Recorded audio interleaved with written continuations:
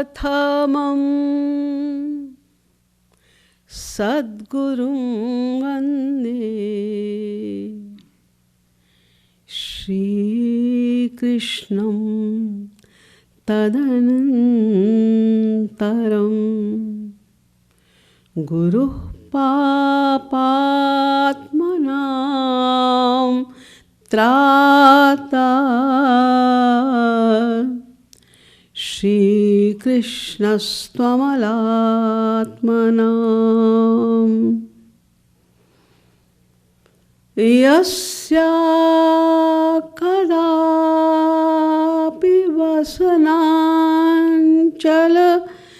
खेलनोत्थ धन्यातिधन्य पवनेन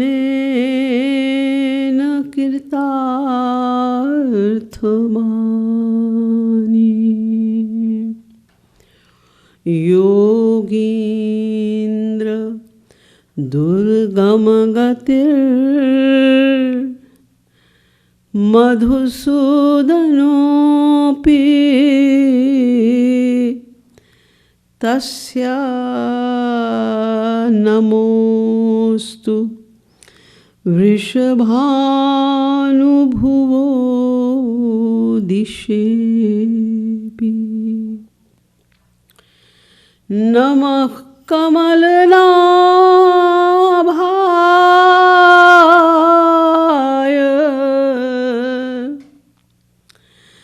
नमः कमलमालिने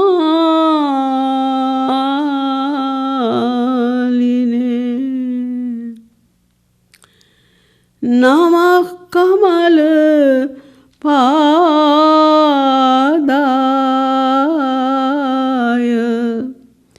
नमस्ते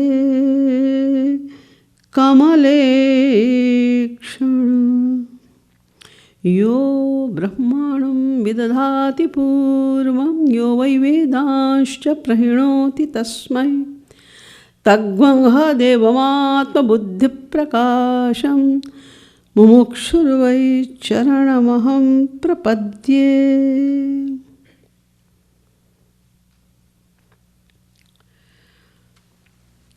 वृंदारक वृंदवद्य सच्चिदानंद श्री कृष्णचंद्र चरणारविंद मकरंद मिलिंद महानुभाव अपने प्रातः स्मरणीय जगद्वंद्य वरेण्य जगद्गुरुत्तम श्री कृपालु महाप्रभु एवं इष्टदेव श्री राधा कृष्ण की स्तुति के उपरांत यहाँ पर उपस्थित आप सभी श्रेष्ठ भक्तों को मैं हृदय से प्रणाम करती हूँ।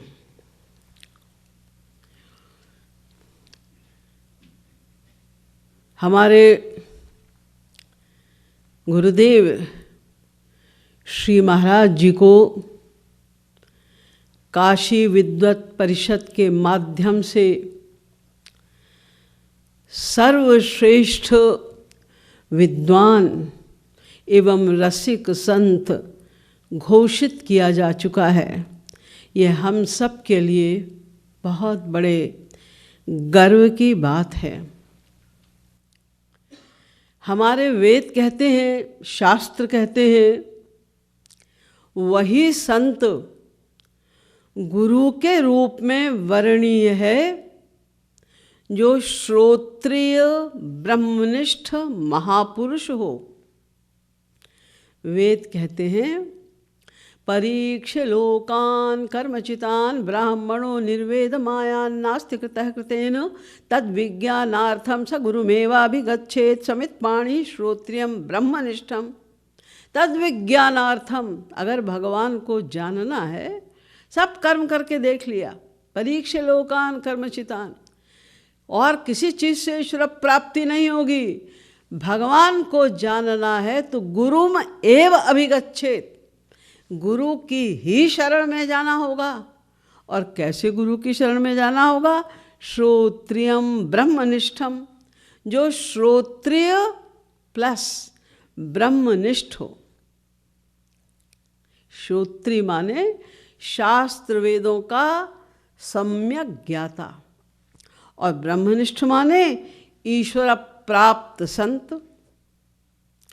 तो श्री महाराज जी के जो विश्वव्यापी प्रवचन हैं, जिनमें 6 शास्त्रों, 4 वेद, 18 पुराण, पूर्ववर्ती चारों जगत गुरुओं के मतों का समन्वय है, विस्मयकारी समन्वय है, और सारे शास्त्र वेदों का सार है।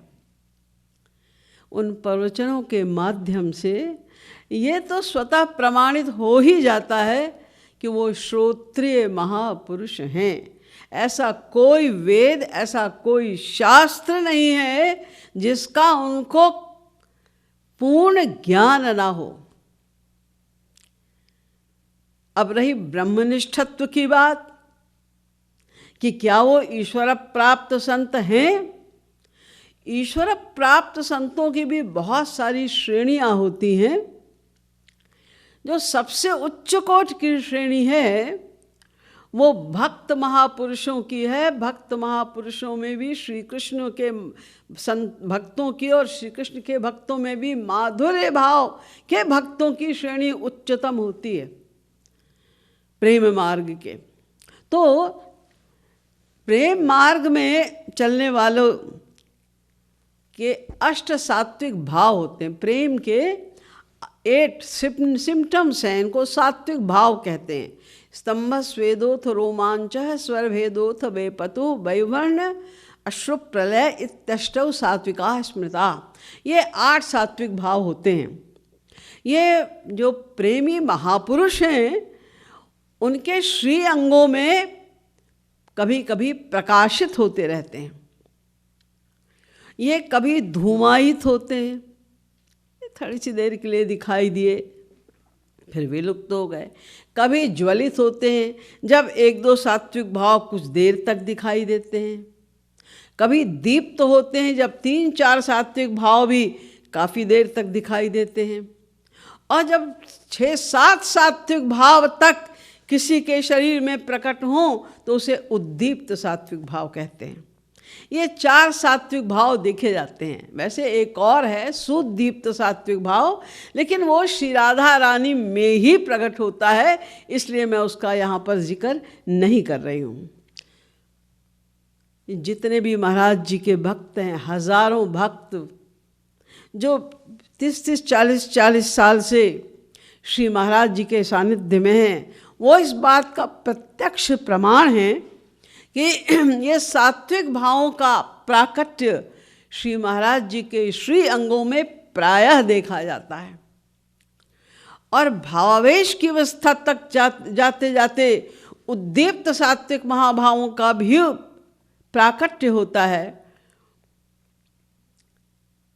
वो सारे सात्विक भाव श्री महाराज जी में भक्तों के द्वारा अनेक बार, बहुत बार देखे गए हैं। और इतना ही नहीं, उनके भक्तों में भी, उनके ऐसे भी बहुत से भक्त हैं जिनमें सात्विक भावों का प्राकट्य होता है। वो बात अलग है कि जो श्री महाराज जी के अंदर सात्विक भाव का प्राकट्य होता है वो भिन्न है, और जो भक्तों के अंगों में सात्विक भाव का प्राकट्य होता है वो भिन्न है। क्योंकि जो महाराज जी के श्री अंगों में सात्विक भावों का प्राकट्य होता है वो रागात्मिका भक्ति वाला है, और जो उनके भक्तों में होता है वो रागानुगा भक्ति वाला है अथवा रत्याभास है। यानी वो भाव उसको नहीं कह सकते, सात्विक भाव नहीं कह सकते, उसे रत्याभास कहते हैं, केवल वो होता है।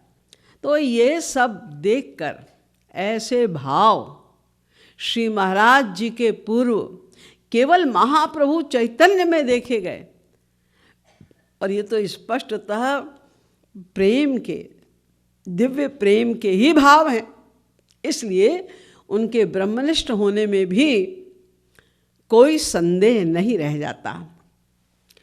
और एक बात और भी है कि ऐसा नहीं है कि श्री महाराज जी को वर्तमान काल का सर्वश्रेष्ठ जगत गुरु या संत माना गया है। जगत गुरु तम की उपाधि देकर ये भी प्रमाणित कर दिया गया है कि पूर्ववर्ती जो 4 जगत गुरु हुए उनमें भी वो सर्वोत्तम हैं। और रसिक परंपरा में भी जितने भी रसिक संत हैं ब्रज के, ये सखी भाव वाले, सहचरी भाव वाले, मंजरी भाव वाले, किंकरी भाव वाले, उन सब का समाज सबकी जितने भी वो भाव हैं रसिकों के, वो सब भी श्री महाराज जी में निहित पाए गए। इसलिए रसिक श्रेष्ठ हैं श्री महाराज जी, ये सिद्ध हो चुका है। तो ऐसे संत जो श्रोत्रिय ब्रह्मनिष्ठ महापुरुषों में भी सर्वोच्च हैं, उनके जितने भी ग्रंथ होते हैं उन्हें प्रामाणिक ग्रंथ कहते हैं। यानी उनके द्वारा कहे गए या उनके द्वारा लिखे गए प्रत्येक शब्द अकाट्य होते हैं। किसी की हिम्मत नहीं है कि उनके एक शब्द को भी काट दे, वो अकाट्य हैं। श्री महाराज जी ने अनेक ग्रंथ लिखे हैं, कुछ गद्यात्मक हैं और कुछ काव्यात्मक हैं। गद्य में लिखे गए ग्रंथों में से प्रेम रस सिद्धांत एवं सेवक सेव्य सिद्धांत ये प्रमुखतम हैं। और जो पद्य रूप में लिखे गए हैं उनमें प्रेम रस मदिरा, राधा गोविंद गीत, श्यामा श्याम गीत, ब्रज रस माधुरी आदि ये उनके प्रमुख ग्रंथ हैं। तो आज मैं श्री महाराज जी के केवल एक ग्रंथ की चर्चा करूंगी, वह है प्रेम रस मदिरा। वैसे तो इस प्रेम रस मदिरा में क्या होगा, इसका विषय क्या होगा, ये नाम से ही स्पष्ट हो जाता है। लेकिन हम लोग सब जानते हैं इस बात को कि जितने भी जीव हैं, हमारे शास्त्रवेद भी यही कहते हैं, हम लोग का एक्सपीरियंस भी यही कहता है कि जितने जीव हैं, केवल मनुष्य नहीं, पिपीलिका से लेके ब्रह्मा तक जितने जीव हैं मात्र आनंद ही चाहते हैं। और जिस आनंद को हम सब चाहते हैं उसी का पर्यायवाची शब्द है भगवान। अब उसको भगवान कहिए, ब्रह्म कहिए, गॉड कहिए, खुदा कहिए, जो मर्जी आए कहिए, वो जो परात्पर ब्रह्म है वही आनंद है। आनंदो ब्रह्मेति भजानात्। और उस ब्रह्म के भी, उस परात्पर शक्ति के भी अनेक रूप हैं, और जो सर्वश्रेष्ठ, जो सबका मूल है, सर्वश्रेष्ठ रूप जो भगवान का है उसका नाम श्री कृष्ण है। योसौ परब्रह्म गोपालः विष्णुर्महांस इह यस्य कला विशेषो गोविंदमादि पुरुषं तमहं भजामि। श्री कृष्ण ये अद्वय ज्ञान तत्व हैं, अर्थात इनसे परे कुछ भी नहीं है। और तस्मात् परम ना परमस्त किंचित, उनसे बड़ा भी कुछ नहीं है, उनसे ऊपर, उनसे परे कुछ भी नहीं है। लेकिन एक चीज है, अद्वय ज्ञान तत्व है, उनसे भिन्न कुछ नहीं है और उनसे परे भी कुछ नहीं है, ये कहा गया वेदों में।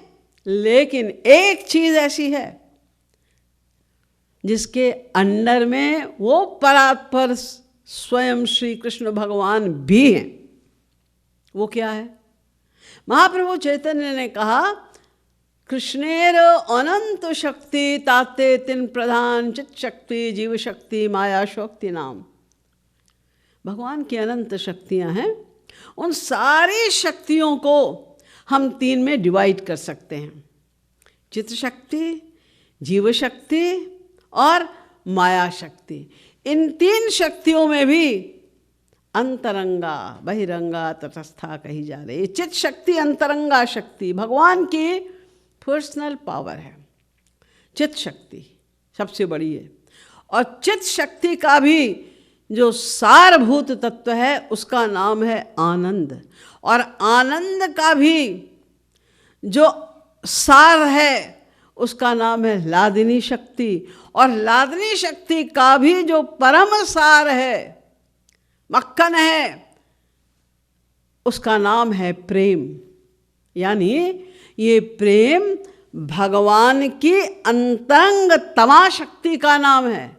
भगवान की प्राइवेट में प्राइवेट में प्राइवेट में प्राइवेट शक्ति का नाम प्रेम है भगवान की शक्ति। लेकिन ये शक्ति एक ऐसी अद्भुत, ऐसी विलक्षण शक्ति है जैसी और कोई शक्ति भगवान की है नहीं। ये सभी शक्तियों का एक स्वभाव होता है कि वो अपने शक्तिमान के अंडर में रहती हैं। कोई शक्ति अपने आप कार्यशील नहीं हो सकती। वो शक्तिमान जब चाहेगा तभी कोई शक्ति कार्यशील होती है। लेकिन प्रेम शक्ति एक ऐसी अद्भुत शक्ति है कि ये भगवान के अपने शक्तिमान के अंडर में नहीं रहती, तो वो शक्तिमान को ही अपने अंडर में कर लेती है। भगवान कहते हैं अहम भक्त पराधीनो है स्वतंत्र इव द्विज। मैं भक्तों के पराधीन हूँ। यद्यपि मैं परम स्वतंत्र हूँ, लेकिन अहम भक्त पराधीन हूँ। हम भक्तों के तो अधीन हैं। सूरदास जी तक ने चैलेंज कर दिया था, हृदय ते जब जाओगे पुरुष बनोगी तो। हाथ छुड़ा के बड़े ठाठ से चले जा रहे हो, इसमें क्या पौरुष है? हृदय से निकल के दिखाओ तो हम जानेंगे कि तुम पुरुष हो। चैलेंज कर रहे हैं, क्योंकि हम भक्त पराधीन हो। भगवान तो भक्त के अधीन रहते हैं, नहीं जा सकते वो। तो ये प्रेम शक्ति है जिसके अंडर में भगवान भी हैं, और इस प्रेम शक्ति के 8 स्तर हैं, लेवल्स हैं। प्रेम, स्नेह, मान, प्रणय, राग, अनुराग, भावेश, महाभाव, ये 8 क्लासेस हैं। सबसे ऊंचा क्लास महाभाव है। जीव की गति महाभाव क्लास तक ही होती है। ये महाभाव 2 भागों में स्प्लिट हो जाता है, रूढ़ भाव महाभाव, अधिरूढ़ महाभाव। तो कोई भी हो, चाहे वो स्वांश हो, विभिन्नांश हो, गोपियाँ हो या भगवान शंकर आदि हो, कोई भी हो, बस ये रूढ़ भाव, रूढ़ महाभाव तक जा सकते हैं। इसके आगे वाला जो दूसरा भाग है अधिरूढ़, वहाँ पर श्री कृष्ण जा सकते हैं, और कोई जीव नहीं जा सकता। ये अधिरूढ़ महाभाव भी 2 शाखाओं में स्प्लिट हो जाता है, मोदन और मादन। इन मोदन और मादन में मादनाख्य महाभाव सबसे ऊंचा है।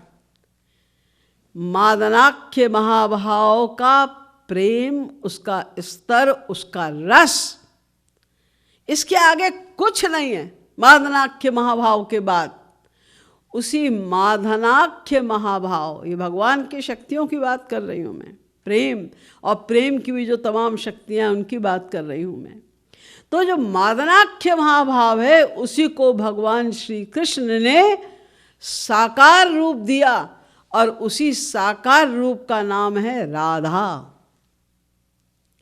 ये सर्वोच्च मादनाख्य महाभाव जो है यही राधा है, इन्हीं का नाम राधा है। सर्वभावोद्गमोल्लासी मादनो यम परात्परः राजते ह्लादनी सारो राधा यामेव यः सदा। उनमें रहता है, इसीलिए क्योंकि वो शक्ति ही ऐसी है जिसके अंडर में भगवान स्वयं रहते हैं। फिर उस शक्ति का भी जो सर्वोच्च स्वरूप है मादन महाभाव, तो भगवान उसके अंडर में तो होंगे ही, बाकी के तो अंडर में रहते हैं भगवान, लेकिन मादनाख्य महाभाव की तो गुलामी करते हैं, दास्ता करते हैं, उनकी आराधना करते हैं। वेद कहता है कृष्णो ह वै हरि परमो देवः षड्विधैश्वर्य परिपूर्णो भगवान गोपी गोप सेव्यो वृंदाराधितो वृंदावनाधिनाथ स एक एवेश्वर तस्य ह वै द्वे तनुर् नारायणोऽखिल ब्रह्मांडाधिपतेरेकोंश प्रकृते प्राचीनो नित्यः तस्य शक्तयस्तनेकथा लादिनी संदिनी ज्ञानेच्छा क्रियाद्या तास्वालादिनी वरीयसी परमांतरंगभूता कृष्णेन आराध्यते इति राधा। ये परिभाषा बताई गई मादनाख्य महाभाव की, कृष्णेन आराध्यते इति राधा। अब आप सोचिए कि जिनके अंग की कांति का ही स्मरण करके बड़े बड़े योगींद्र मुनींद्र अमलात्मा परमहंस हजारों वर्ष तक निर्विकल्प समाधि में रहते हैं,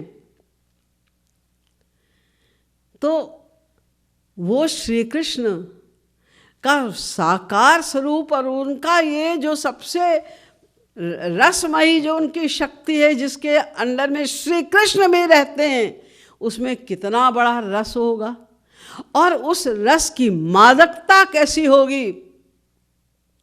बस यही हम लोगों को बताने के लिए, हम जाने और जानने के बाद उसको पाने के लिए ललकें, उस प्रेम रस को पाने के लिए हम तरसें, उसके लिए हम प्रयास करें।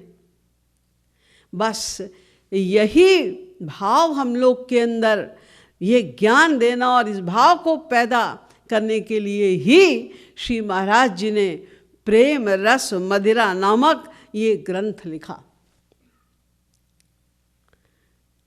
ये जो प्रेम रस मदिरा है, यानी जो सर्वोच्च रस है, उसकी भी जो मादकता है, जो महाराज जी ने वो जो ग्रंथ लिखा प्रेम रस मदिरा नामक, इसमें 1008 पद हैं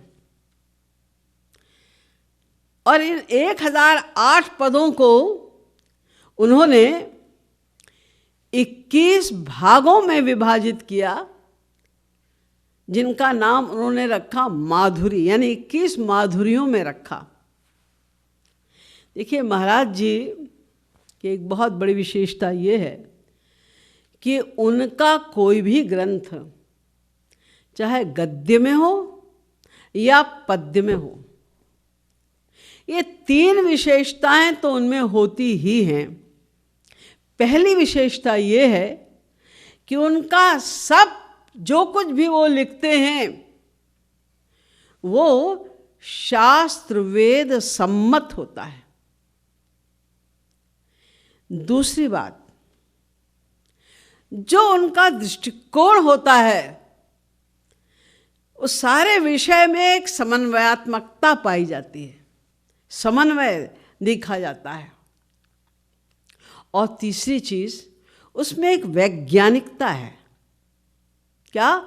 एक तारतम्य होता है, यानी उसको स्टेप बाय स्टेप वो इस प्रकार बताते हैं कि ताकि जीव अगर नीचे से शुरू करे फर्स्ट स्टेप से, तो जैसे जैसे उसकी भक्ति का विकास होता है उसी हिसाब से वो सब कुछ लिखा होना चाहिए। ये नहीं कि पहले स्टेप के बाद सीधा उन्होंने 7वें स्टेप की बात शुरू कर दी, नहीं, एक एक स्टेप को समझो, वहाँ तक पहुँचो, फिर आगे का ज्ञान प्राप्त करो, वहाँ तक पहुँचो, फिर आगे का ज्ञान प्राप्त करो, वहाँ तक पहुँचो। जैसे हम पहला कक्षा का ज्ञान प्राप्त कर लेते हैं, तब हमको दूसरी कक्षा में भेजा जाता है, फिर दूसरी कक्षा का जो भी कैरिकुलम है, जो वहाँ का ज्ञान हम प्राप्त कर लेते हैं, तो हम तीसरी में जाते हैं। इस प्रकार हम एमए तक पहुँचते हैं। तो महाराज जी का ये कथन था कि बिना विज्ञान के वो ज्ञान नहीं, अज्ञान है। इसलिए बहुत साइंटिफिक उनकी हर चीज़ रहती है। अब हम उसी दृष्टिकोण से देखते हैं कि जो श्री महाराज जी का एक अद्भुत काव्यात्मक ग्रंथ है प्रेम रस मदिरा, इसको महाराज जी ने 21 माधुर्यों में क्यों लिखा, क्या उसका तारतम्य है, उससे हमें क्या मिलेगा, क्या मिलता है। ये बात तो सब जानते हैं कि ज्ञान कैसा भी हो, बिना गुरु के हमें प्राप्त नहीं हो सकता। ये जो सांसारिक ज्ञान है, भौतिक ज्ञान, इसके लिए भी ABCD को सीखने के लिए भी हमें किसी गुरु की आवश्यकता पड़ती है। इसीलिए चैलेंज के साथ तुलसीदास जी ने लिखा कि गुरु बिनु भव निधि तरई की कोई, जो बिरंची शंकर सम होई। कोई ब्रह्मा और शंकर के बराबर भी कॉम्पिटेंट हो, वो बिना गुरु के ज्ञान प्राप्त नहीं कर सकता। और ये आपको बताया ही जा चुका है, गुरु श्रोत्री ब्रह्मनिष्ठ होना चाहिए। गुरु की आवश्यकता हमें होती है। ये गुरु ही, अब हमको भक्ति के मार्ग पर चलना है ना, तो गुरु ही हमको बताएगा कि भक्ति का मार्ग है क्या। ये संसार की तरफ ना जाकर, जहाँ तुम अनादिकाल से जा रहे हो, भाग रहे हो, उसे छोड़कर तुम्हें ईश्वर भक्ति का रास्ता पकड़ना है। क्यों? क्या मिलेगा उससे तुमको? फिर क्या करना है उधर रास्ते में जाने के लिए? फिर बहुत सारी अनंत जन्मों के संस्कारों के कारण तमाम प्रकार की बाधाएं आएंगी। उससे कौन संघर्ष करेगा? गुरु। और फिर धीरे धीरे हमारे अंतःकरण की शुद्धि गुरु कराएगा। फिर अंतःकरण की शुद्धि होने के बाद प्रेम दान गुरु करेगा। इसलिए बिना गुरु के तो भक्ति के मार्ग पर चलना तो दूर की बात है, दिशा भी नहीं प्राप्त होगी हमको। भागवत में लिखा है, रहु गण तपसा नयाति न चे जया निर्वपणात् गृहाद् वा न छंदसा नैव जलाग्नि सूर्यैर् बिना महत्पाद रजोभिषेकम। कितना ही तुम तप कर लो, ज्ञान प्राप्त कर लो, पुरुषचर्या कर लो, पूजा कर लो, पाठ कर लो, सारे कर्म करके देख लो, लेकिन बिना महत्पाद रजोभिषेकम, जब तक गुरु के चरणों की रज में स्नान नहीं करोगे तब तक तुम्हें कुछ ज्ञान प्राप्त नहीं हो सकता। तो सद्गुरु की सबसे अधिक आवश्यकता है। हम माने और जाने कि सद्गुरु की कृपा से ही हमको सब कुछ मिलेगा। उनकी महत्ता को जाने, वो हमारे लिए क्या करेंगे, क्या कर सकते हैं, क्या करेंगे, कब करेंगे, ऐसा हमें मालूम होना चाहिए। तभी तो हम गुरु की बात को मानेंगे। तो इसलिए महाराज जी ने सबसे पहले सद्गुरु माधुरी, पहली माधुरी है सद्गुरु माधुरी। गीता में लिखा है, सद्गुरु के पास जाने का तभी फायदा होगा जब 3 बातों को माइंड में रख कर जाओ। नहीं तो तुम चाहे हजारों वर्ष रहो गुरु के चरणों में, कुछ लाभ नहीं होगा। क्या 3 बातें? तद्विद्धि प्रणिपातेन परिप्रश्नेन सेवया। पहली बात, प्रणत बुद्धि से, यानी शरणागत होकर जाओ, व्यवसात्मिका बुद्धि लेकर जाओ उनके पास, शरणागत होकर जाओ। परिप्रश्नेन, फिर कोई जिज्ञासा है तुम्हारे मन में, केवल अपनी नॉलेज दिखाने के लिए नहीं कि जी हम प्रश्न कर रहे हैं, देखें गुरु जी जवाब दे पाते हैं कि नहीं दे पाते। उसको परिप्रश्न, अच्छा प्रश्न नहीं कहते। अच्छा प्रश्न माने जो जिज्ञासा हो, जो तुम्हारी साधना में बाधा हो रही है, उन प्रश्नों को जिज्ञासा पूर्वक पूछो, ध्यान से सुनो और फिर उसका पालन करो, निधिध्यासन करो। परिप्रश्न, और फिर सेवा करो। सेवा क्या करें? आज्ञा समन सुसाहिब सेवा, जो उनकी आज्ञा हो वो हमें करना है, कुछ भी उनकी आज्ञा हो। सत्संग हो रहा है, वो कहते हैं बाहर बैठो, हमने बुद्धि लगाई है, इतना बढ़िया सत्संग हो रहा है, हमको कहते हैं बाहर बैठो, सब तो अंदर बैठे हैं, बस ये सेवा नहीं है, गए काम से, हम बुद्धि लगा दी हमने। तो सद्गुरु माधुरी में महाराज जी ने इन्हीं सब तत्वों का ज्ञान प्रदान किया है। जाऊं गुरु चरण कमल बलिहार, जिन चरणन के शरण गहत मन, पावत युगल विहार। जिन चरणन को ध्यान धरत मन, मिटत जगत अंधियार। जिन चरणन रज आंजी चराचर, दीखत नंद कुमार। ये गुरु के चरणों में स्नान की धूल में स्नान करने से ही सब कुछ होगा। अभी तो हमको संसार में भगवान भी खड़े हो जाएं, महापुरुष भगवान का ही रूप होता है, भगवान खड़े हो, महापुरुष खड़े हो, तो उनमें भी संसार दिखाई देता है, हमको दोष दिखाई देते हैं माया के। लेकिन जब गुरु की कृपा हो जाए तो इसी भौतिक संसार में जित देखूं तित श्याममयी है, श्याममयी है। हमें श्याम सुंदर दिखाई देंगे सर्वत्र। तो हमें गुरु श्री महाराज जी ने पहली माधुरी सद्गुरु माधुरी लिखी। उसके पश्चात हमें, जब हम साधना करने चलते हैं तो हम लोग आरती करते हैं। पहले साधना करने के पूर्व आरती करते हैं। तो हम लोग भी आरती करते हैं। महाराज जी ने आरती माधुरी भी बनाई। ध्यान दीजिए, आरती कोई ऐसा नियम नहीं है भक्ति का कि तुम जब भक्ति करने जा रहे हो, साधना करने जा रहे हो, तुम्हें आरती करनी पड़ेगी, ऐसा कोई नियम नहीं है। भक्ति स्वतंत्र सकल सुख खानी। आपका सीधे मन कर रहा भजन गाओ, आरती वारती की आप परवाह मत करो, आप भजन गाओ। तो आरती का नियम हमारे आश्रमों में भी श्री महाराज जी ने बनाया है। क्यों बनाया है? ये कलयुग है और हम लोगों का मन इतना चंचल है और फिर हर समय संसार में डूबा रहता है। हम साधना करने चलते हैं, उसके पहले भी संसार में डूबा है, साधना करने के बाद फिर संसार में डूब जाएगा। ये ऐसा हमारा चंचल मन है। तो जब हम साधना करने जा रहे हैं, भगवान में मन को लगाने जा रहे हैं, तो हमें अपना माइंड उसी प्रकार से बनाना पड़ेगा, साधना पड़ेगा। साधना के लिए मन को साधना पड़ेगा। इसलिए वो मूड बनाने के लिए कि अब हम साधना करने जा रहे हैं, हम आरती करते हैं, प्रार्थना करते हैं।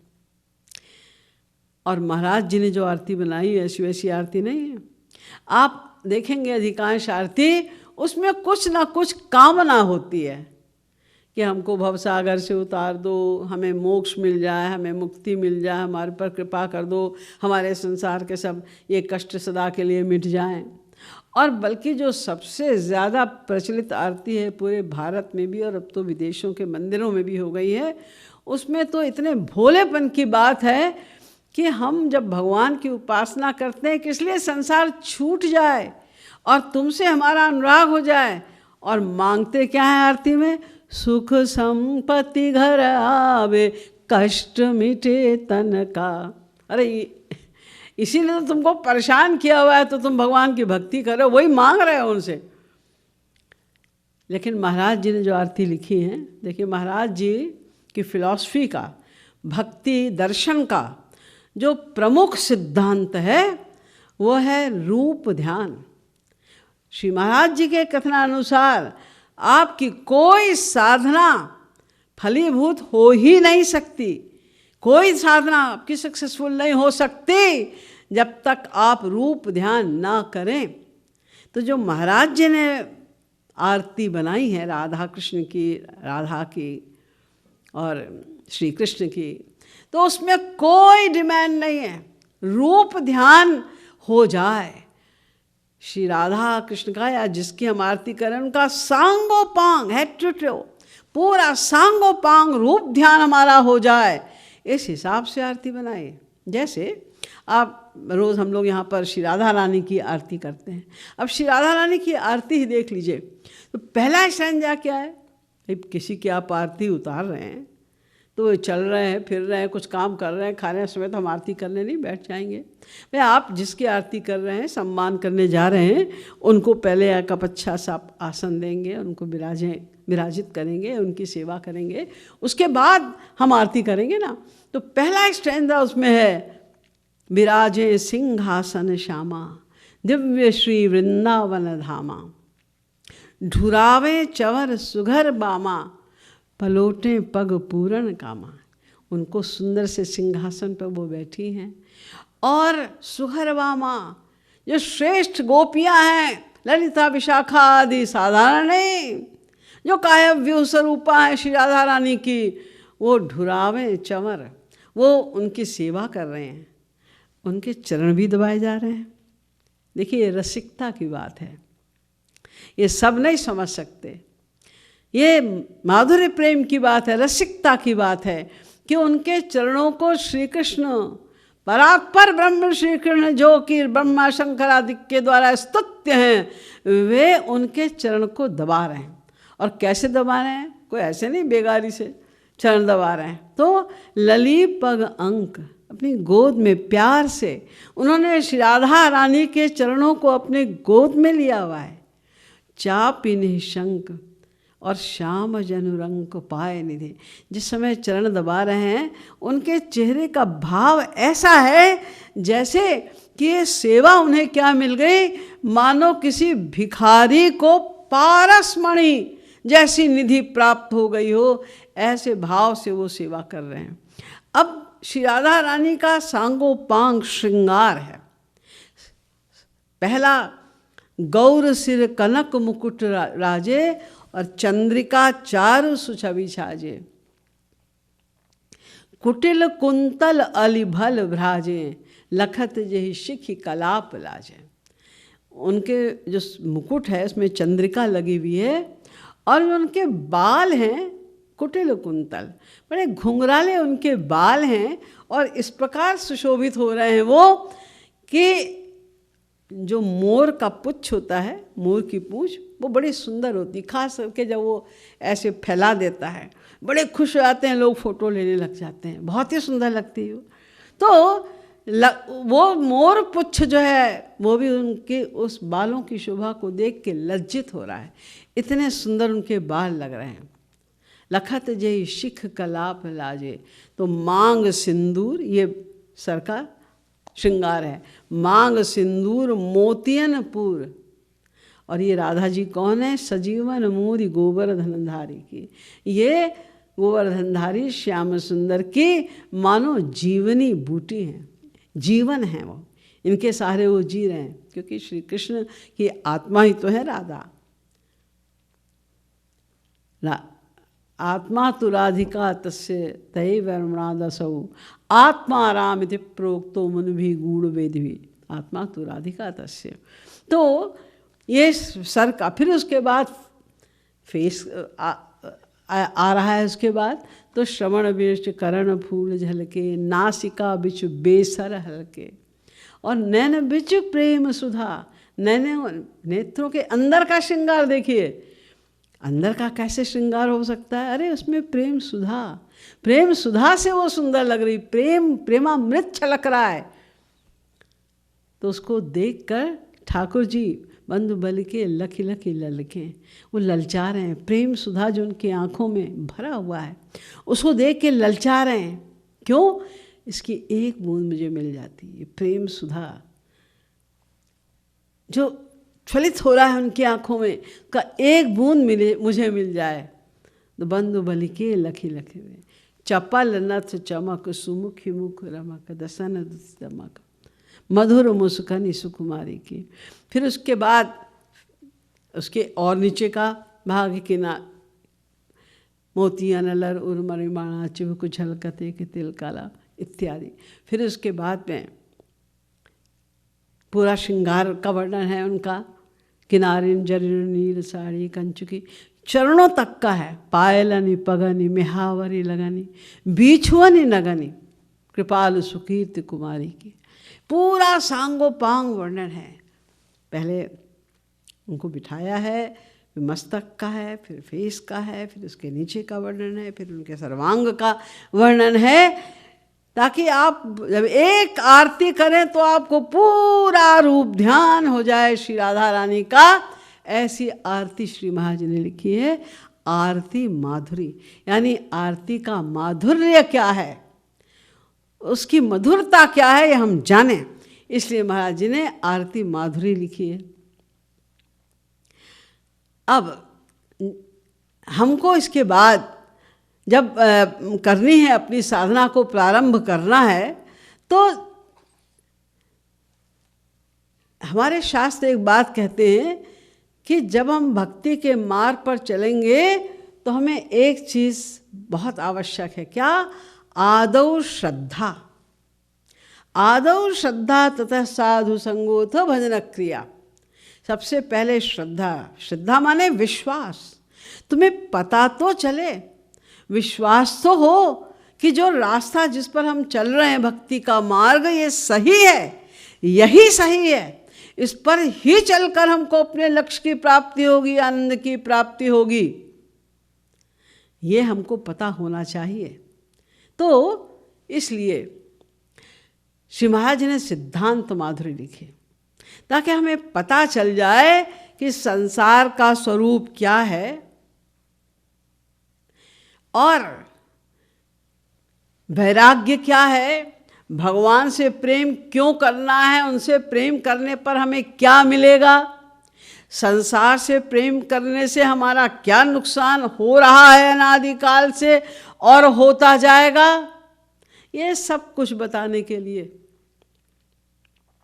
श्री महाराज जी ने सिद्धांत माधुरी के पद लिखे हैं। सिद्धांत बताया है।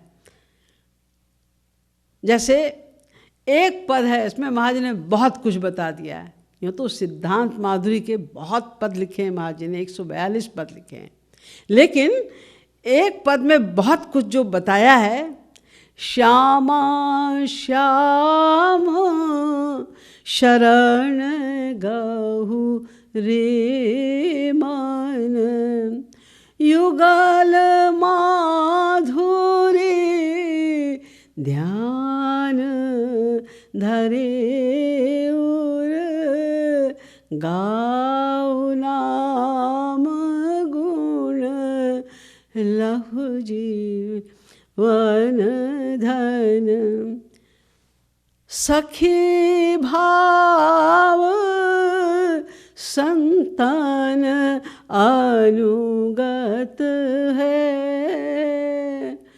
प्रेम सुधा पीऊ लहु जीवन धन।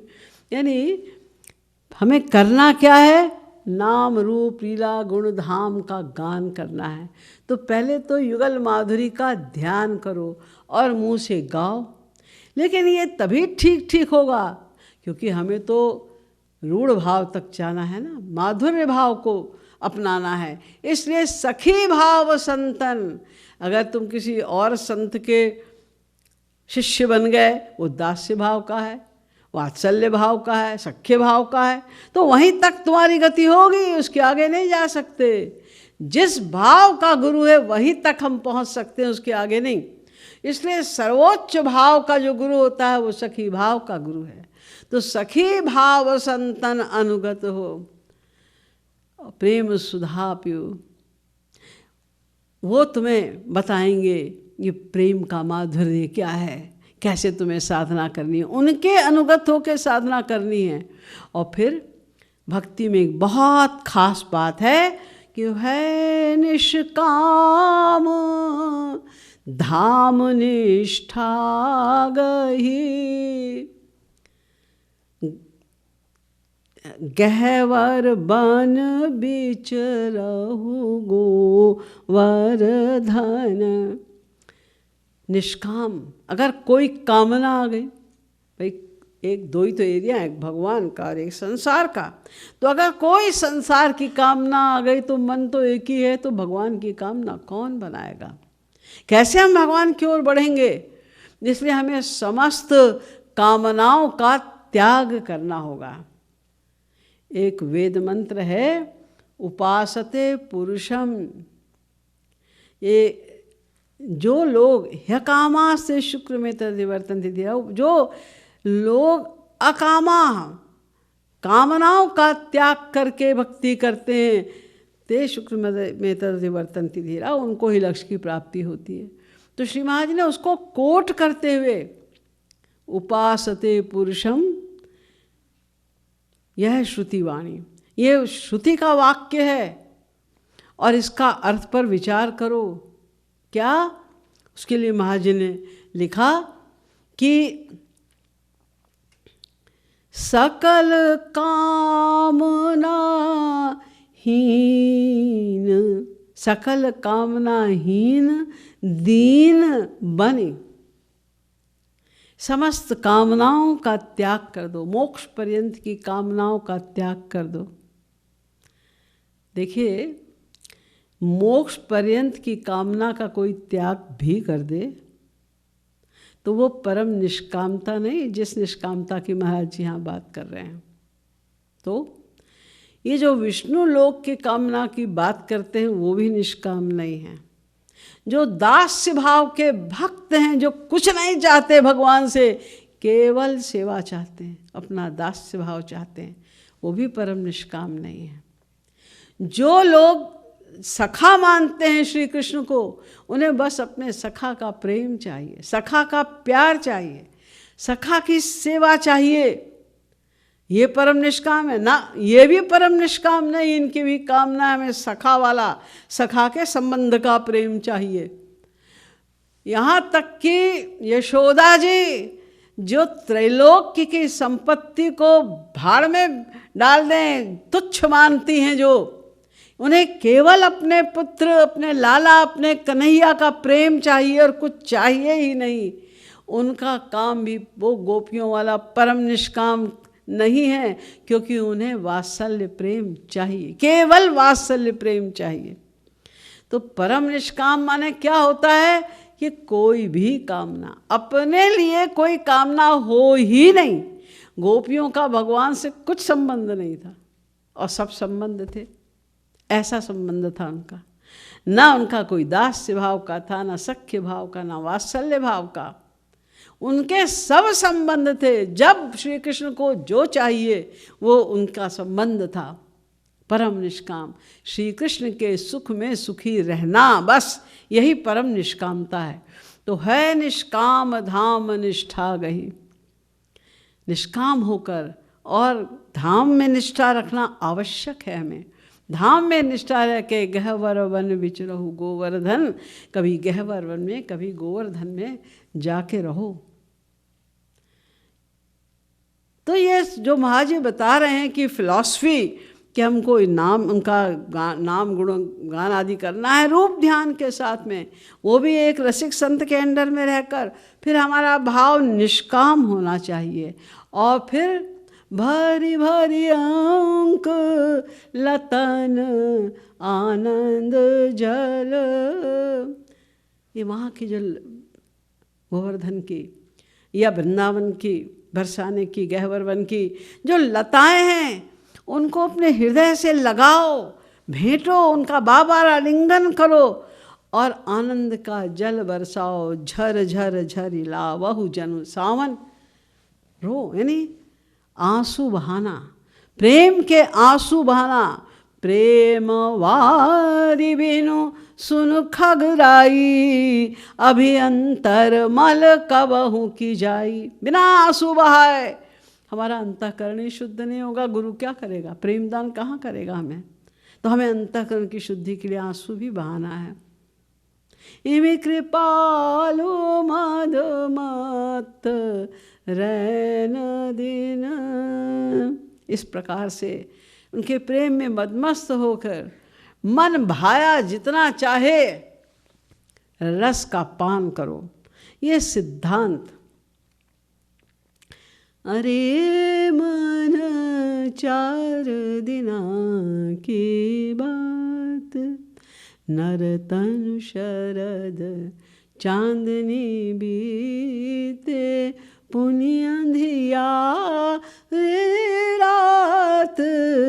अरे मन 4 दिना की बात, तू सोवत कछु जानत नाही, काल लगायो घात। अरे मन अवसर चूकी फिरिय 84, कर्मी जत पछतात। अरे मन 4 दिना की बात। ये बता भी रहे हैं, ये क्षणभंगुर जीवन है, कर लो जितनी जल्दी, नहीं तो सर्गेषु लोकेषु शरीरत्वाय कल्पते, फिर तुमको करोड़ों जन्म तक न जाने कौन कौन से लोकों में, कौन कौन से शरीरों में भटकना पड़ेगा।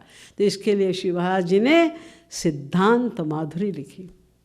अब आपको जब सिद्धांत समझ में आ गया, पता चल गया हमें क्या करना है, कैसे करना है, तो अब हमको भक्ति के मार्ग पर पैर रखना होगा।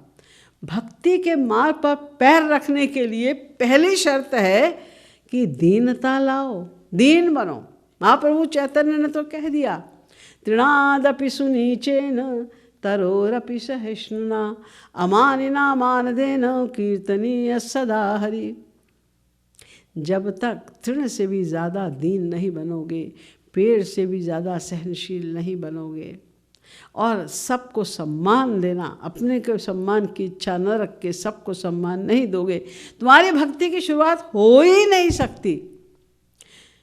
तो हमें दीनता लानी है। दीनता माने क्या?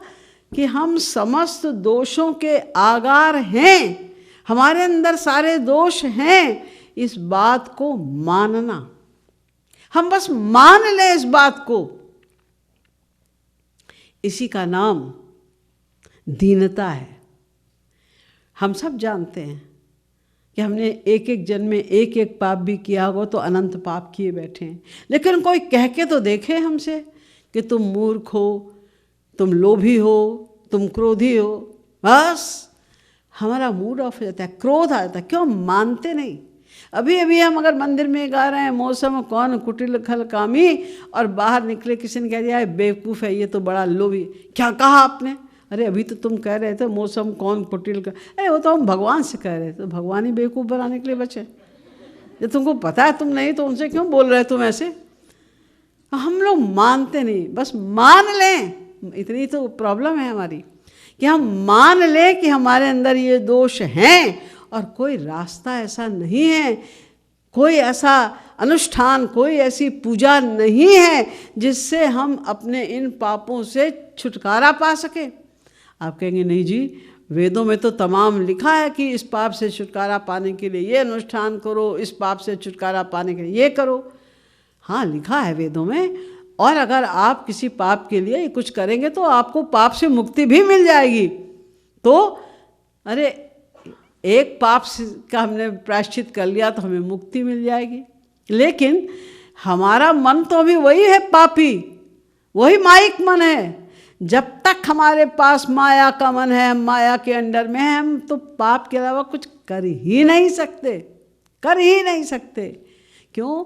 गीता में लिखा है, तैस्तगान्यघानि पूयन्ते तपोजा दान जपादिभि ना धर्मजम तद्धृदयम तदपि शांग्रि सेवया।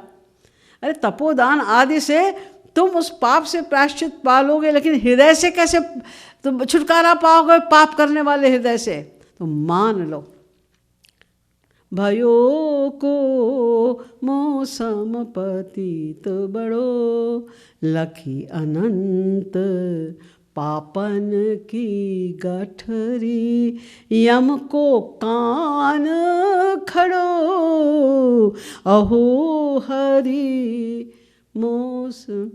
कौन होगा हुआ हमारे समान इसी प्रकार इस भाव के कि हम ये सोचे बाबा, ये चिंतन करें कि हम पापी हैं और हमारा और कोई रास्ता नहीं, बस आपकी कृपा हो जाए तो हम बच जाएं। ऐसी भावना के पद महाजी ने इतने सुंदर सुंदर लिखे हैं। अहो हरि कब ते द्वार खड़ो, मांगत भीख कृपा की सिर धरी, कोटिन पाप घड़ो अहो हरि कब ते द्वार खड़ो। इस तरह के पद लिखे श्री महाराज जी ने। जीव गोस्वामी जी ने इस बात को रियलाइज करके कहा, जीर्णा तरी सरित नीर गभीर धारा, बाला वयम सकलमित्थम अनर्थ हेतु, विश्वास बीजमिदमेव कृशोदरीणाम यन्माधवत्वमपि सम्प्रति कर्णधारा। हमारी ये जो मनुष्य शरीर रूपी जो नौका है ये जीर्ण है, बहुत कमज़ोर हो गई है, पुरानी हो गई है, कुछ समझ में नहीं आ रहा, डोल रही है। और ये भवसागर अगाध है और इसके अंदर जो जानवर हैं, जीव जंतु हैं, वो सब हमें तंग कर रहे हैं, कहीं और छोर नहीं मिल रहा है। इसलिए यन माधव तुम संपत्ति कर्णधारा, हे श्याम सुंदर तुम आओ, तुम्हारे अलावा मेरा और कोई सहारा नहीं है। जब आर्त होकर ऐसे कोई पुकारता है तो भगवान को आना पड़ता है। इसी भाव का पद श्री महाराज ने लिखा, नाथ अब बूढ़त लेहु बचाय, अति अगाध भव सिंधु दयामय, और छोर नहीं पाय। कहीं संसार समझ में नहीं आ रहा है, इतना अगाध भवसागर है। और ये जो हमारे पुत्र हैं, पुत्र वधू हैं, हमारी पत्नी है, हमारे बच्चे और है, सब जानवर रिश्तेदार हैं, हमने इन पर भरोसा किया था, अरे भैया यही हमारे काम आएंगे हमारी मुसीबत में, इनसे बना के रखो। लेकिन अब पता चला कि ये तो सब कच्छु मच्छु बनी खाए, ये तो अपने अपने स्वार्थ सिद्धि में लगे हुए हैं, किसी को हमारे सुख की परवाह नहीं है और कोई हमारा बेड़ा पार नहीं लगा सकता। ये खुद भी डूब रहे, हमको भी डुबाएंगे। धोखा मिला संसार से। जब इतना धोखा हुआ, बहुत परेशान हो गए और भगवान की याद आई तो ले जलयान टेर गुरु के वट। एक संत को दया आ गई, वो हमारे गुरु बनकर आए कि तुम मेरा हाथ पकड़ो, मैं तुम्हें इस भवसागर से निकालूंगा। तो वहाँ भी, क्योंकि संसार में हमने इतना धोखा खाया हुआ है कि वहाँ भी हमें डाउट हो रहा है, अच्छा अब ये आए हमको बेवकूफ़ बनाने, देखो सेवा के बहाने पैसा मांग रहे हैं हमसे, इनको भी पैसा चाहिए। इस तरह की गंदी भावना, इतनी हम लोग की दूषित भावनाएं हैं कि हम महापुरुषों के प्रति इतनी गंदी भावना अपने हृदय में ले आते हैं, कितना बड़ा अपराध कर बैठते हैं, हमें पता ही नहीं चलता। तो ले जलयान टेर गुरु के वट, सो मोह मकर लखाय। हमें लगता है ये भी कोई इसी समुद्र का, इसी भवसागर का कोई जंतु है जो मुझे खाने के लिए आया है, ऐसा लगने लगता है। तो अब मेरा कोई सहारा बचा नहीं। तो लागू गुहारी कृपालु बचावहु, तुम कृपालु यदुराय। ये दैन्य भाव। और ध्यान रखिए, एक बार भी जब हम सचमुच हृदय से पुकार बैठते हैं तो ठाकुर जी, किशोरी जी को आना पड़ता है। वो एक मिनट भी नहीं लगाते, बस हमको रोकर पुकारना है। टुक निज जन कृंदन सुनी पावे, तजी श्यामहु निज जन पहधावे।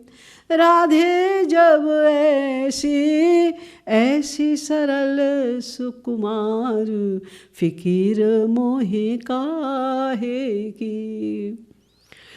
जो आरत मम स्वामी निभाखे, तेहि पुत्रिन सम आँखिनी राखे।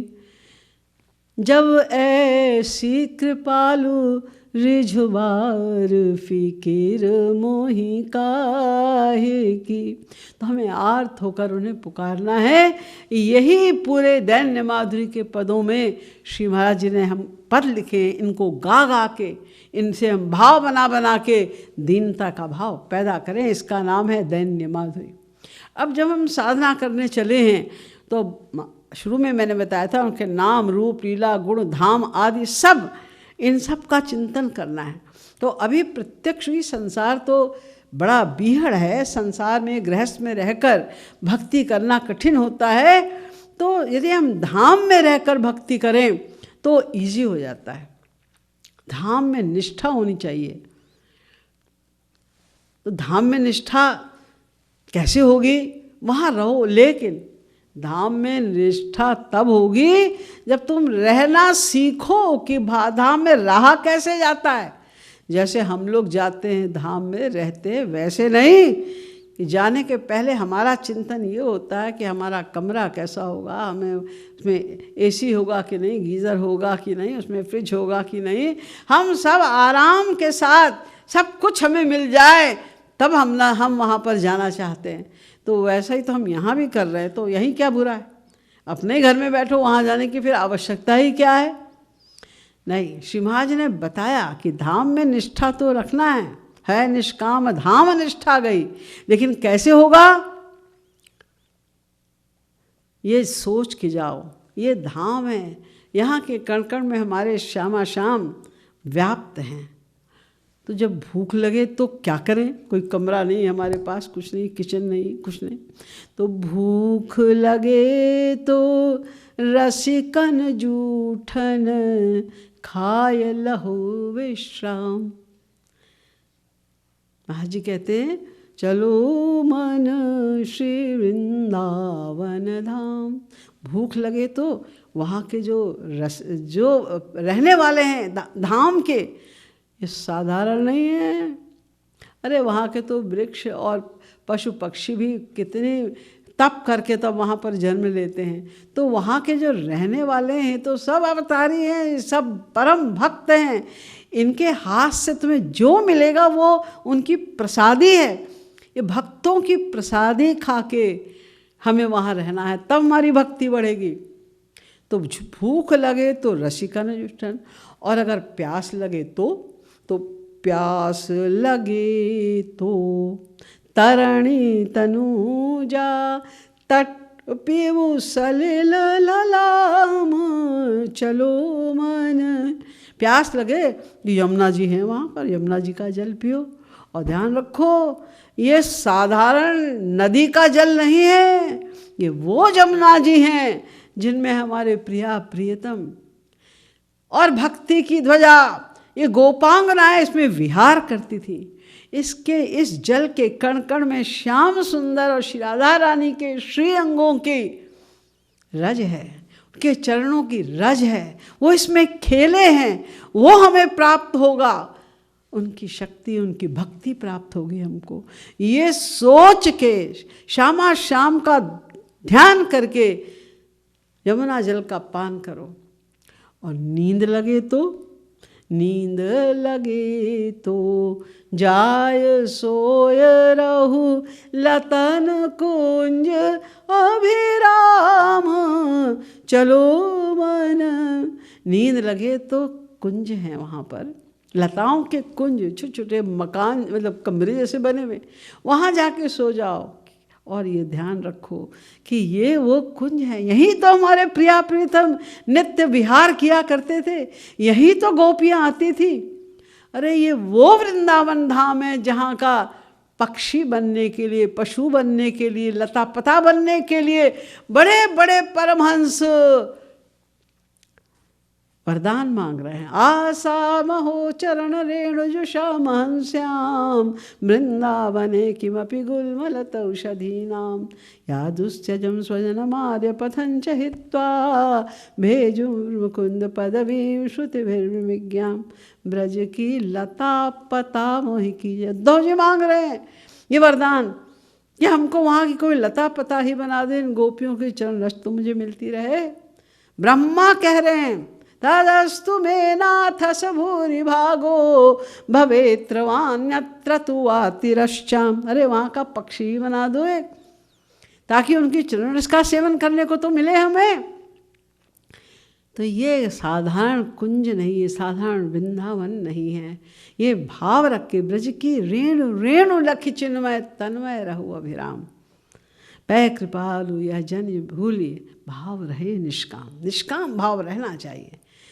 तो ये धाम माधुरी की, धाम की महिमा का माधुर्य है। और फिर हम तो प्रेम के मार्ग पे चल रहे हैं। तो प्रेम क्या है, कैसे प्राप्त करना है, प्रेम का वास्तविक अर्थ क्या है, ये महाराज ने प्रेम माधुरी में बताया। अब जब हम साधना करने चले हैं तो हमें ये सब तो तैयारियां तो हो गई, अब हमको कीर्तन करना है। और कीर्तन में वही रूप ध्यान प्रमुख है। भगवान से प्रेम करना है, इसलिए उनका ध्यान करके हमें करना है। खाली खाली मुँह से नहीं गाना गाना है हमको, कोई भजन गा देना है, नहीं। तो हमारा मन कैसे लगे? हमारा मन तो इतना आसक्त है संसार में कि ऐसी आसक्ति के लिए डिक्शनरी में कोई शब्द ही नहीं है। ऐसी गहन आसक्ति है हमारी। तो हम कैसे करें? तो श्री महाराज जी ने उसकी भी तरकीब निकाली, का विज्ञान सोचा। क्या? ये चंचल मन चंचल लीलाओं में लगेगा। इसलिए श्री कृष्ण की बाल माधुरी, श्री कृष्ण की बाल लीलाएं बड़ी चंचलता से पूर्ण हैं। उसमें बड़ा रस आता है सबको। देखिए लीलाएं, आप लोगों ने अभी ये सीरियल चले थे श्री कृष्ण वाले और महाभारत वाले वगैरह वगैरह, तो सभी लोग, चाहे वो भक्त थे नहीं थे, वो हिंदू थे कि मुसलमान थे कि सिख थे कि ईसाई थे, सब वो सीरियल को देखते थे, वो लीलाओं को देखने में ही। जबकि प्राकृत लोग, काम क्रोध लोभ से युक्त प्राकृत जीवन ने वो लीलाएं की, तो उसमें भी इतना रस आ रहा था। तो साक्षात श्री कृष्ण की जो बाल लीलाएं मधुर मधुर है, उसमें कितना रस होगा। ये उनकी लीलाओं में हमारा मन लग जाए, उसका हमें ध्यान कर करके हमारा मन उनमें लगने लग जाए, हम उनकी लीलाओं को सुनने लग जाएं, उसमें रस लेने लग जाएं। इसलिए श्री महाराज जी ने श्री कृष्ण की बाल लीला माधुरी को सर्वप्रथम रखा। अब श्री राधा का भी ध्यान करना है, वो तो चंचल नहीं है, तो उनकी लीलाओं में हमारा मन कैसे लगेगा। श्री राधा रानी इतनी भोरी हैं, उनके भोलेपन की जो लीला है उसको सुन के ही मन खिंच जाता है। श्री कृष्ण तो बड़े चंचल हैं। ठाकुर जी खेलने के लिए किशोरी जी के साथ जाते हैं और फिर हार गए। जब हारते हैं तो सोचते हैं भैया अब तो दांव देना पड़ेगा, इन लड़कियां जीत गई, हम हार गए, तो भागने की चेष्टा करते हैं। किशोर जी ने पकड़ लिया, कहाँ चले, कहाँ भजियो, तुम अब कहाँ जा रहे हो? अरे हम जा रहे हैं, मैया ने कहा था जल्दी आ जाना। खबरदार, खेल में ये नहीं चलेगा, दांव दे के जाना पड़ेगा। लेकिन ठाकुर जी फिर रोने लगे, तो कृष्ण कह रहे ये तो रोने लगा है, इसमें स्पोर्ट्समैन स्पिरिट नहीं है, हार गया तो रो रहा है, इसको जाने दो। ठाकुर जी जाके अब यशोदा जी से अब रो रहे हैं। अब यशोदा जी को अगर बता दें कि लड़कियों से हार के आ रहा हूँ मैं, तो यशोदा जी भी डांटेंगी। तो वो कहते हैं कि अरे आज एक लड़की ने मुझे बहुत मारा, बहुत मारा है। तो उनका कौन सी लड़की की इतनी हिम्मत पड़ गई कि मेरे लाला को मार दिया इतना कि वो सिसक सिसक के रो रहा है। बस माओ को तो ऐसा होता ही है, गुस्सा आ गया, चल दी। अरे मोरे ललना सुकौन लड़ी, लड़कियों के बीच में पहुंच के सखियां थी, श्री राधा रानी थी, किसने मारा मेरे लाला को, देखो मेरा। अब किशोरी जी हंस रही हैं कि देखो अभी तो हार के गया यहाँ से रो के, अब ये वहाँ जाके ये शिकायत लगा रहा है कि हमने मारा है, तो उनको हंसी आ गई। तो यशोदा जी कहती मेरा लाला तो सिसक सिसक के रो रहा है, तू मुस्कुरात खड़ी, तू मुस्कुरा रही है, बड़ी ढीठ लड़की है। तो ये कह के चली गई यशोदा जी। उनका मैया तुमने इसकी बात सुनी, मेरी भी तो सुनो पूरी बात। बताया क्या हुआ। फिर मैया लौट गई। तो ठाकुर जी से किशोर जी ने जब चले गए तो पीछे से कहा आज तो मैया को लेके आए हो, कल आना खेल में तो बताएंगे तुम्हें, मैं शामिल ही नहीं करेंगे हम खेल में। अब जब दूसरे दिन ठाकुर जी अब कहाँ जाएं, ग्रुप तो वही है खेलने वाला, आके खड़े हैं बेचारे, कोई हमें भी खिला लो, अपने खेल में ले लो। तो जब तरस आ गया किशोरी जी को, तो भोरी हैं, उन्होंने ले लिया। तो ठाकुर जी आज पहले से ही बोलते हैं, लीज संग खेलत बाल गोपाल, खेलन के पूरब नटखट ने चली अटपटी चाल। आज वो चाल चल रहे हैं, क्या अपने आप कह रहे हैं, देखो भाई आज खेल का ये पक्का नियम है कि जो हारेगा उससे दांव देना पड़ेगा। किशोर जी हंसने लगे, बोले तू ही भागता है दांव के नाम से, तू क्या शर्त बता रहा है? अच्छा बता, तू ही बना शर्त, क्या दांव दिया जाएगा तुम ही बताओ, ताकि तुम अगर हारोगे। किशोर जी को मालूम था पक्का यही हारेगा, तो उन्होंने कहा जो तुम बताओगे वही दांव सबको देना पड़ेगा। तो ठाकुर जी कहते हैं, जो तुम हारो तो ब्याह करो मम, अगर तुम हार जाओगे तुमको मुझसे ब्याह करना पड़ेगा, और जो हो तो ही बाल, अगर मैं हार गया तो मुझे तुमसे ब्याह करना पड़ेगा। यानी कैसे भी ब्याह हो जाए, झगड़ा ही मिटे सारा, अगर तुमको मुझसे ब्याह। तो बेचारी किशोरी जी भोली भाली, कितनी भोली हैं, वो खुश हो गई, कहती है तू ही हारेगा, तुझको ही मुझसे शादी करनी पड़ेगी, मुझे तो नहीं करनी पड़ेगी। तो ये इनके जो भोलेपन की बातें हैं ठाकुर जी की, किशोरी जी की, देखिए इसमें कितना इंटरेस्ट। अभी तो आप लोग सब चुप बैठे थे, अब जब किशोरी जी के भोरेपन की बात आई, ठाकुर जी के चंचलता की बात आई, तो सब प्रसन्न हो गए। ये खींचते हैं मन को, आकृष्ट करते हैं।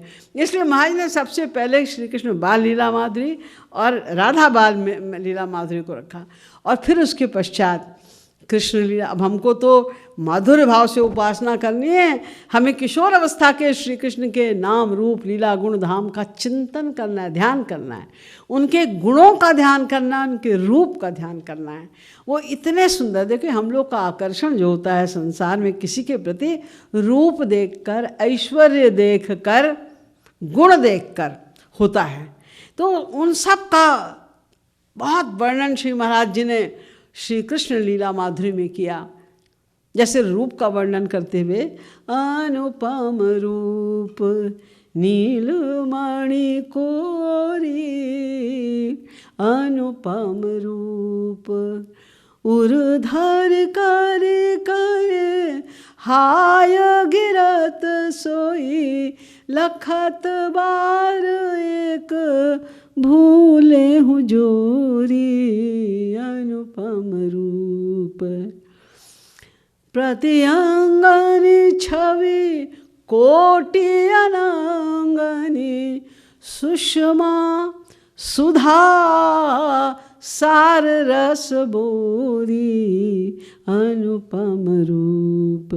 और विशेषता क्या है, सार रस से, जैसे लगता है प्रेम का सार रस से बनाया गया है एक एक अंग उनका, ऐसे उनकी करोड़ों कामदेव के बराबर एक एक अंग की छवि। तो उसका परिणाम क्या होता है कि जिनहि नांगनी नैनन निरखत, तिनहि न कहा कहा सरस बड़ोरी, के हर अंग की शोभा एक समान है, अनंत रस से भरी हुई है। वो चाहे उनके एक नाखून को देख लें, एक बाल को देख लें, एक रोए को देख लें, जिस अंग को देखते हैं, जिसने भी देख लिया कहता है नहीं सबसे सुंदर ये अंग है, फिर दूसरे नहीं नहीं नहीं ये अंग सबसे, फिर उसी अंग को ना गलत देखा, यही सबसे सुंदर है। ये ऐसी विशेषता है उनके अंग। कह कृपालु गागर महासागर, आव नयतन करोर करोरी, अनुपम रूप। ये रूप का वर्णन है उनके। तो अनेक प्रकार से उनके कहीं देखो सखी चितवन की बलिहार, देखो सखी झूमत आवत, शाम धूसरी धूरी भरे आवत। उनके बालों की छटा का, तो कहीं उनके रूप की छटा का, तो कहीं उनके चितवन की छटा का। कभी वो खड़े हैं यमुना के किनारे, कभी वो त्रिभंगी लाल बनकर खड़े हैं। हर प्रकार की जितने उन प्रकार की छवियाँ हो सकती हैं, जितने प्रकार के रूप के गुण हो सकते हैं, जितने प्रकार के अन्य गुण हो सकते हैं, उन सब का वर्णन श्री महाराज ने श्री कृष्ण माधुरी में किया। इसी प्रकार श्री राधा माधुरी में भी उन्होंने श्री राधा के तमाम रूप का और उनके गुणों आदि का विस्तृत रूप से वर्णन किया है। जैसे चपल श्री राधा जी के रत्नारे, श्री राधा जी के रत्नारे दो नैन, किशोरी तोरे चरणन की, एक चरण को लेकर ही उनकी सारी महत्ता को बता दिया। चरणन की बलि जाऊं किशोरी तोरे, जिन चरणन को चापत हरि नित, का महिमा मैं गाऊं किशोरी तोरे, मृदुता में गुलाब नवनी की, उपमा देत लजाऊं किशोरी तोरे। उनके चरणों की उपमा किसी से दी ही नहीं जा सकती। इस प्रकार से अनेक प्रकार के श्री राधा रानी के गुणों का, उनके रूप का, उनके श्रृंगार का लली मुख लख कवि भरमाए, महाराज ने एक पद्य लिखा है, क्योंकि समझ में नहीं आता कि इनकी उपमा किस चीज़ से दी जाए। कहों का राधा तत्व बखान, राधा तत्व को कौन बखान करेगा, जिनकी स्तुति भगवान शंकर कर रहे हैं, जिनके चरणों की सेवा स्वयं श्री कृष्ण कर रहे हैं, जिनकी एक झलक पाने के लिए ये बड़े बड़े लोग उन तपश्चर्या कर रहे हैं, लेकिन वो ध्यान में भी नहीं उनको सोच पाते। तो कहीं कुछ किशोर जी के भोरेपन की बात, किशोर जी के रत्नारे दो नयन, कहीं किशोर जी के बेसर छवि छविदार, इत्यादि अनेक प्रकार के श्री राधा रानी के भी उन्होंने महाराज जी ने वर्णन किए। और यही श्री राधा का माधुर्य है। श्री राधा का माधुर्य क्या है, उनके स्वभाव का क्या माधुर्य, उनके रूप का क्या माधुर्य, उनके गुणों का क्या माधुर्य, वो सब राधा माधुरी में लिखा। और राधा माधुरी के लिखने के बाद देखिए, श्री कृष्ण में अनंत गुण अनंत रस, श्री राधा में अनंत गुण अनंत रस, और वो दोनों अगर मिल गए तो क्या हाल होगा। अनंत अनंत दो मिल गए अगर, तो कितना बड़ा रस बरसेगा। तो जब दोनों का रस एक साथ बरसता है तो वो तो अनिर्वचनीय हो जाता है।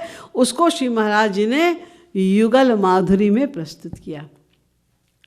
युगल माधुरी में महाराज जी का एक बहुत ही फेवरेट भजन है, उन्होंने स्वयं जो लिखा है प्रेम रस मदिरा में, युगल माधुरी में, वृंदावन बरसे युगल रस, रसिक शिरोमणि इंद्र नीलमणि, कौस्तुभमणि सरसे युगल वर, मणि रमणी राधा गज गमनी, कमनी मन हर से।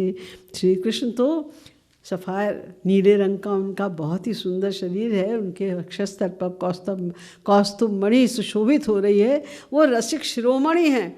और जो श्री राधा हैं वो जितनी भी सॉवरेन पर्सनैलिटीज़, जितनी भी विशेष इंद्राणी रुद्राणी इत्यादि हैं, इन सब में मणि के समान है। इन सभी स्त्रियों में, रमणियों में, वो जितनी सुंदर स्त्रियां, लक्ष्मी जी को अनंत कोट ब्रह्मांड में सबसे सुंदर बताया गया, उनके सौंदर्य को भी जो लज्जित करने वाली मणि के समान श्री राधा रानी है। और बड़े प्यारे शब्दों में महाराज का कमनी मनहर से, क्या ज़्यादा कहें, वो श्याम सुंदर से भी ज़्यादा सुंदर हैं, अधिक सुंदर लगती हैं श्याम सुंदर से भी ज़्यादा। और रसमय हासन परिहासन युत, रासन मन करशे, दोनों में जो मधुर मधुर बातें होती, प्रेममयी बातें, प्रेम भरे हास परिहास हो रहे हैं, वो जिनको मिल जाए सौभाग्य सुनने का, वो धन्य हो जाते हैं। ये दोनों का रस, अद्भुत रस बरस रहा है। बलि जाऊं युगल सरकार की, बलि कुंज कुटीर तीर कालिंदी, मिलन दुहोने दृग चार की बलि, लखहु द्वैत अद्वैत मधुरिमा। युगल प्रेम रस प्यार की, बलि जाऊं युगल सरकार की। यह कृपालु भी चाहत बूंद एक, युगल प्रेम रस सार की, बलि जाऊं युगल सरकार की। बहुत ही सुंदर युगल माधुरी के पद हैं। आप लोगों ने तो गाए भी हैं, पढ़ते भी होंगे आप लोग, और पढ़े भी उसको कि युगल दोनों जब मिल जाते हैं तो उनकी क्या उन माधुर्य, क्या सौरस्य होता है, ये आप युगल माधुरी में देखेंगे। अब युगल माधुरी का रस बरसेगा कैसे? उस रस को बरसाने के लिए हमें उनके परिकर चाहिए। बिना परिकर के, उनके परिकर होंगे तभी तो कोई लीला होगी, और लीला होगी तो रस बरसेगा। इसलिए महाराज जी ने दो और माधुरी लिखी, लीला माधुरी और अष्ट महासखी माधुरी। तो लीला माधुरी में तो बहुत प्रकार की श्यामा श्याम की लीलाएं होती हैं, और ये अष्ट महासखियाँ हैं, इन सब की अलग अलग सेवाएं हैं, उनका अलग अलग वस्त्र, उनकी अलग रुचियाँ, और कौन अधिक श्याम सुंदर से प्यार करता है, कौन अधिक श्री राधा से प्यार करता है, क्यों करता है, क्या करता है, वो सारी बात सखियों की एक एक सखी के विषय में महाराज जी ने अष्ट महासखी माधुरी में, महासखी माधुरी में लिखा। और उनके ही द्वारा तमाम श्री कृष्ण की, बिना इन सखियाँ, क्योंकि एक एक सखी जो ललिता, विशाखा, चित्रा, तुंग विद्या, इंदुलेखा वगैरह है, एक एक सखी के साथ में हजारों मंजरियाँ हैं, हजारों गोपियाँ हैं, उनके अनुगत रहने वाली जो मंजरी कहलाती हैं। इसीलिए ये सखियाँ भी यूथेश्वरी कहलाती हैं। श्री राधा रानी तो यूथेश्वरी हैं, ये अष्ट महासखी जो हैं ये भी यूथेश्वरी कहलाती हैं। इनके साथ भी लाखों गोपियाँ हैं जो साथ में चलती। तो यही लोग सब लीलाओं का संपादन करते हैं। तो कभी ठाकुर जी वीणावारी बन के आ जाते हैं, कभी मालिनी बनकर आ जाते हैं, कभी मनिहारिन बन के आ जाते हैं, अनेक प्रकार की लीला करते हैं। और कभी कभी श्री राधा कृष्ण हास प्रयास भी करते हैं। तो कभी ठाकुर जी को सब सखियाँ कहती हैं आज तुम नृत्य करो, तो ठाकुर जी अकेले नृत्य करते हैं, किशोरी जी तानालाप लेती हैं, सखियाँ स्वर विस्तार करती हैं और हर प्रकार के वाद्य लेकर बैठ जाती हैं और जय जयकार करती हैं और रस की वर्षा होने लग जाती है। आप लोगों ने सुना होगा, थे थे नंद कुमार नचतता, सखियन कहती ततता थे थे, सखियन कहती ततता थे, मंजुनि कुंज मझार नचतता, बजत चरण छूम छनन नूपुर, बजत चरण छूम छनन नूपुर, किंकिनी धुनि झनकार नचतता थे थे, तत्ता थे थे तथे तथे थे थे नंद कुमार नचतता, पंचम सुर सो कुंज विहारिणी, गावती राग भी मलार नचतता, ललिताधिक संगीत स्वामिनी हूँ, करति स्वरत स्वरन विस्तार नचतता थे थे नंद, कहत कृपालु सखिन सब जय हो जय बलिहार नचतता। इस प्रकार के तमाम, कभी दोनों मिलकर नृत्य करते हैं, कभी एक नृत्य करते हैं, कभी दोनों में कंपटीशन होता है, कभी नृत्य का कंपटीशन होता है और कभी गाने का कंपटीशन होता है। तो इस प्रकार से दोनों का लीला का रस बरसता है। महाराज जी ने इस लीला माधुरी में एक और बड़ी सुंदर रचना की है, जीवन लीला, सोने की लीला, जीवन लीला। अब आपका मन कर रहा है कि अब रात हो गई, हम अपने प्रिया प्रीतम को सुला दें, तो कैसे आप सुलाएं? क्या भावना उस समय बनाएं। आपका भोग लगाने का, आप रोज़ भोग लगाते हैं, तो कैसे भोग लगाया जाए, कैसे भोग लगाना चाहिए, वो सब श्री महाराज जी ने अपने भोग वाले पद में, जेवन की बलिहार युगल वर, गोपियों ने सबसे पहले तो मणिन जतित चंदन पीठासन साज सखिन सवार। पहले मणिन जटित चंदन पीठासन, वो चौकी बिछाइए, राजत दो सरकार। और फिर कनक थार वहाँ कनक कटोरिन साजी सखिन संवार युगल वर। जब सब कुछ हो गया तो पुनीतिन माह परसी बहु व्यंजन, उसमें 6 प्रकार के षट्रस व्यंजन परस के फिर उसके बाद वो रिक्वेस्ट करती हैं, पुनि कर जोरी कहे आरो गहु नवल युगल सरकार युगल वर जीवन की बलिहा सखिन समाज साज संग गावती मधुर सुरन जेवनार युगल वर जीवत। इस प्रकार के तमाम प्रकार की सुंदर सुंदर लीलाएं हैं जिनका श्री महाराज जी ने अपने प्रेम रस मदिरा में बहुत अच्छे ढंग से क्रमिक रूप से उसका वर्णन किया हुआ है। अब देखिए, ये जो मैंने अभी तक आप लोगों को लीलाएं बताई, सद्गुरु माधुरी से लेके और महासखी माधुरी तक, लीला माधुरी तक, ये सब मानो रस के कलश हैं, इसमें रस है। और ये हमें अपनी भावनाओं को बढ़ाने के लिए, प्रेमा भक्ति तक पहुंचने के लिए, ये सब हमारे लिए हेल्पर हैं।